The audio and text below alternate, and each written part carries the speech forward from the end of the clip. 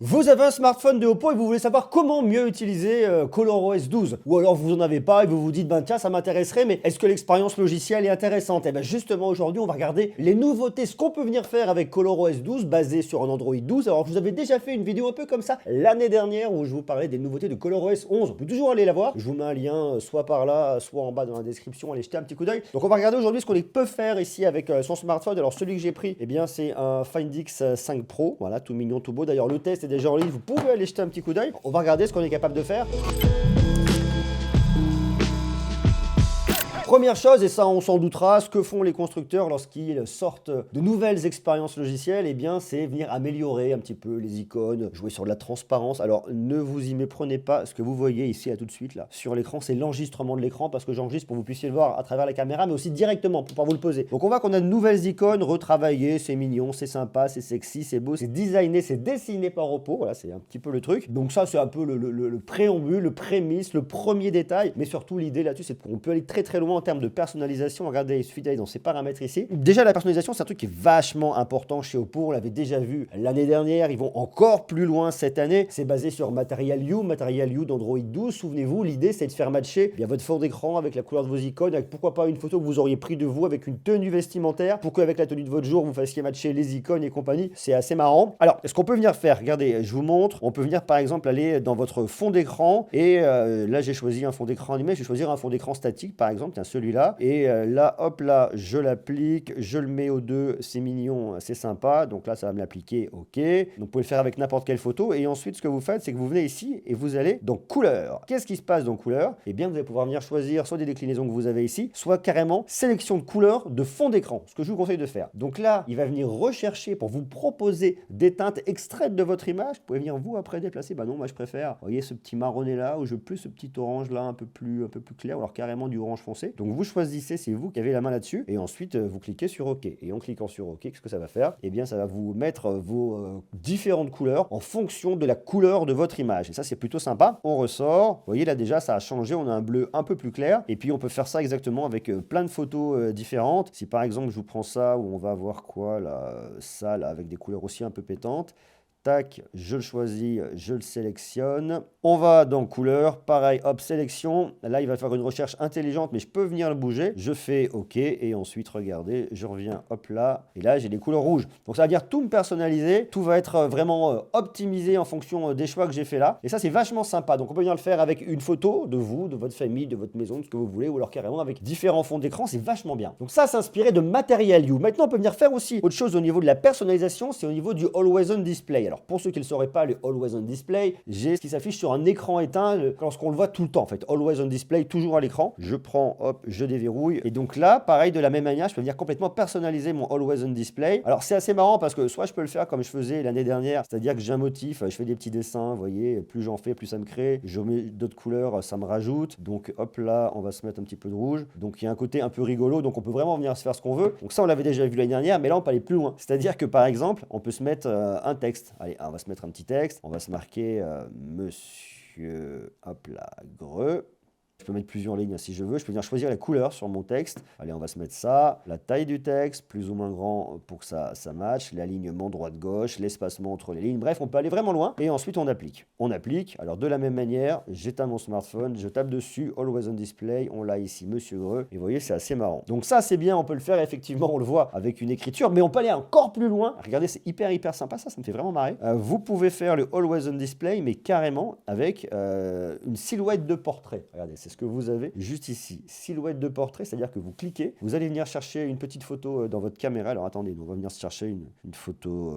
On a ça, hop là. Donc là, ça va venir me trouver ma tête. Alors je vais me centrer un petit peu, voilà. Et ensuite, je fais générer. Donc là, il y a un peu d'IA qui va venir chercher les traits, qui va repérer, tiens, c'est bien une personne. Et vous allez voir le dessin se faire directement. Donc là, ça repère un peu les proportions. Et là, vous voyez, ça me fait ma tronche. C'est hyper drôle. Alors je peux choisir la couleur, hein, pareil. Alors ça, c'est pour mon texte. Allez, on va se mettre ça. Et je mets appliquer. Et lorsque je viens ici, donc là j'ai ma photo On n'est pas obligé, on peut le mettre juste sur le Always On Display. Regardez, j'éteins, je tape dessus et là, j'ai ma tronche derrière. Alors bon, l'idée, c'est pas d'avoir ma tronche derrière, mais on peut mettre un portrait de ses enfants, un portrait de qui on veut, de ses amis, son amoureux, son amoureuse, peu importe. Je trouve ça vachement sympa et toujours dans l'idée de la personnalisation de ce que nous fait Oppo ici et je trouve ça vraiment, vraiment cool. Alors, un autre truc qui est vachement bien au niveau de la sécurité et de la confidentialité, si par exemple, vous savez, il y a plein d'applications qui vont vous demander votre géolocalisation. Et il y a des applications, il faut l'utiliser, notamment sur du Uber Eats, tout ce qui va être taxi, s'ils n'ont pas votre géolocalisation, ça marche pas. Mais également sur des applis de météo. Mais pour autant, j'ai pas envie qu'ils sachent exactement où je suis. Alors Uber, pour venir vous chercher, c'est quand même mieux. Mais sur une météo, que vous soyez là ou à 300 mètres, 400 mètres, il y a un moment, on s'en fiche. Donc il y a un truc qui est vachement bien. Vous allez ici dans confidentialité. Vous allez dans gestionnaire d'autorisation. Vous allez dans lieu et vous allez dans n'importe quelle application, genre Google que vous avez là. Et là, vous avez un truc qui est bien et c'est utiliser la position exacte. Alors si vous décochez, eh bien il y aura une position moins exacte, un peu plus imprécise. Regardez, si la position exacte est désactivée, les applis ont accès à votre position approximative. Comme ça, elles ne sauront pas exactement où est-ce que vous êtes à un instant T. C'est vraiment pour venir protéger vous, venir garantir votre confidentialité, même si les services de météo ne vont pas utiliser votre adresse pour venir vous voir ou vous visiter. Mais néanmoins, on n'a pas toujours envie de partager ça. Et ça me paraît normal. Donc pour les applis dont c'est vraiment important, moi par exemple Google, je le laisse activer. Pourquoi? Parce que j'ai mes Google Nest Up. Google doit savoir que je suis là pour désactiver la surveillance lorsque je suis là et l'activer lorsque je ne suis pas là. Ça se fait de façon complètement automatique. Donc là Google, il y a un sens, mais il y a des apps, vous n'en avez absolument pas besoin. Donc ça, c'est vachement bien aussi. Autre app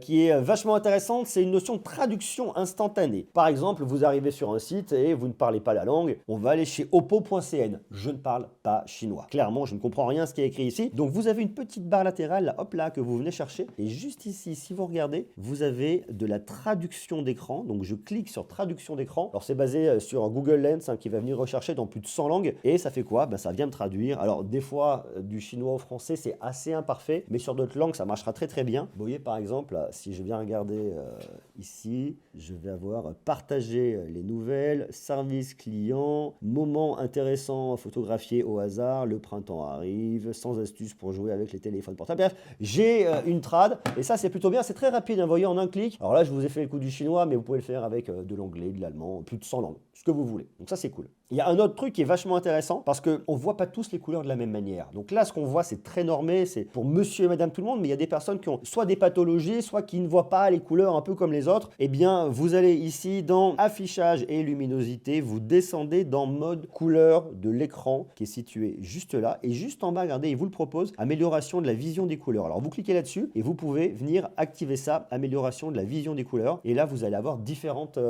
propositions. Alors, soit une nuance de gris si les couleurs, c'est pas du tout votre truc. Bon, bah là, on est sur du noir et blanc. On va avoir un filtre rouge. Donc là, il y a une vraie différence déjà qui va se mettre là. Le filtre vert. Donc là, les rouges seront moins forts. Vous voyez, là, les rouges seront plus forts. Là, filtre bleu. Et puis là, carrément personnalisé. Vous pouvez tester de la vision des couleurs. On clique là. Et comme ça, on peut venir voir. Alors, optimiser les couleurs par teinte. Toucher la couleur qui ressemble le plus à la couleur précédente. Vous voyez, j'ai celle-là. Pour moi, ça plus de vert, je dirais celle-là. Et puis ensuite, on y va de 1 en 1.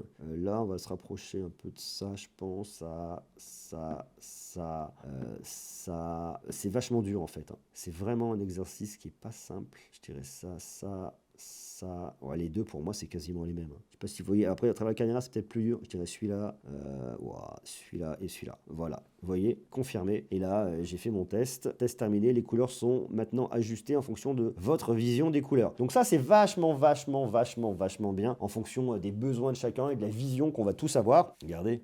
Je désactive, hein. Il y a quand même une différence par rapport à ce qu'on voit. Alors, je ne sais pas si vous le verrez bien comme ça, mais si je vous le mets comme ça c'est ce que je vois moi. Tac, ben, il y a quand même une différence. Hein. Là, c'est beaucoup plus pétant. Et là, c'est un peu plus neutre. Autre outil qui est intéressant, c'est des fois, on voit que notre smartphone rame un peu. On se dit, il y a un truc, il y a un look qui ne marche pas et on veut venir optimiser. Ben, ce que vous faites, c'est que vous venez juste là dans Outils. Dans Outils, vous avez une app qui s'appelle Gestionnaire du téléphone. Vous cliquez là et là, il vous propose d'optimiser votre smartphone. Moi, je vois que risque détecté, optimisation de votre système. Donc, il me propose de venir optimiser. Je clique sur Optimiser et là, il va nettoyer, il va regarder toutes les notions de confidentialité, de protection pour arriver à une optimisation à 100% selon lui et terminé.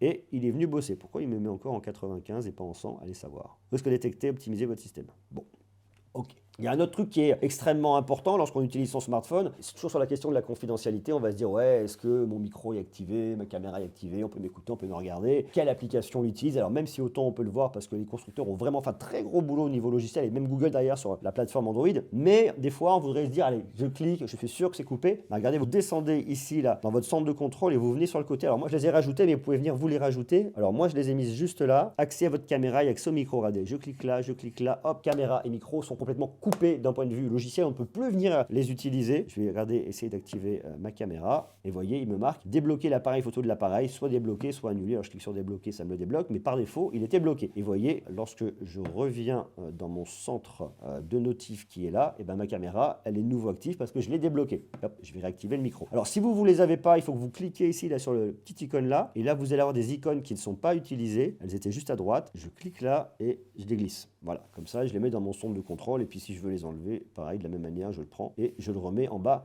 extrêmement facilement. Donc ça, c'est très très bien. Alors il y a un autre mode qui existe, mais je ne vais pas vous le montrer là. C'est ce qu'ils appelleront le mode anti-regard. Et le mode anti-regard, il est vachement bien parce que lorsque vous recevez un SMS et que vous le regardez, eh bien on vous affiche le message. Ou si vous avez un WhatsApp ou un truc un petit peu confidentiel, un petit peu chaud, allez savoir. Et ben, ce qui se passe en fait, c'est que s'il y a de l'IA derrière, qui avec votre caméra va détecter un autre visage qui regarde par là, et ben là, le message est masqué. On vous marque, vous avez une notification WhatsApp ou vous avez reçu un SMS. Pas plus, pas moins. Donc ça vient un peu sécuriser l'histoire. Donc ça, c'est très très bien. Et puis un dernier point qui est super important, si vous avez un PC et que vous voulez faire communiquer avec votre smartphone, je vais vous montrer, là je vous prends un PC que j'ai ici et vous allez voir comment ça marche. Il faut télécharger l'application qui s'appelle PC Connect. Vous cherchez sur Google un PC Connect Oppo, vous allez finir à la trouver. Regardez là, hop là, je déverrouille mon PC. Donc là je suis sur mon PC, alors j'ai mon app ici, la PC Connect qui est installée directement sur mon PC, vous voyez, c'est celle-là. Donc là, tac, je clique dessus et je l'ouvre. Donc là je l'avais déjà connecté, mon Find X5 Pro, donc il le connaît, mais si vous le connaissez pas, il va faire une petite recherche. Ça se connecte en Bluetooth en fait, hein. Vous laissez votre Bluetooth connecté et là, vous venez dans votre smartphone et dans votre smartphone, vous venez regarder, vous avez, ça s'appelle comment en français? C'est Multiscreen Connect. Voilà, là il est connecté et ensuite j'ai plus qu'à faire connect directement dans l'application. Donc il va venir se connecter directement. Alors scanning, alors attendez, il faut que je rappuie là, il faut que je l'autorise. Il me demande l'autorisation,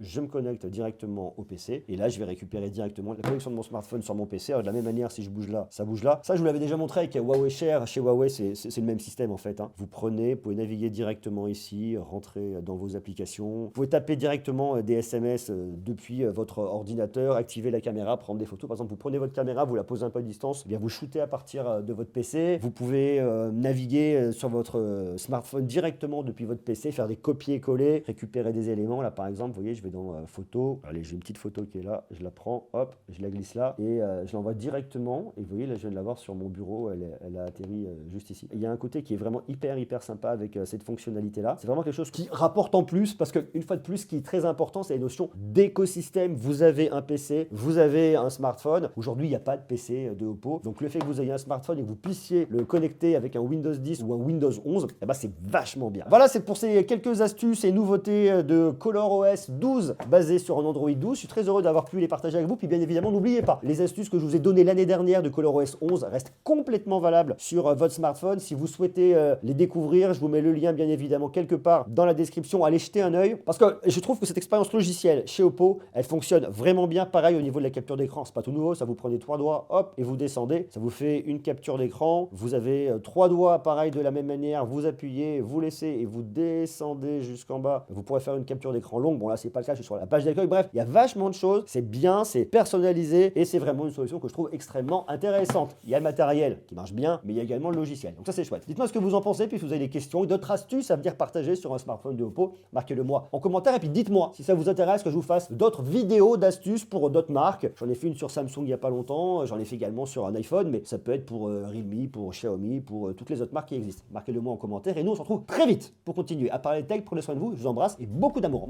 Ciao.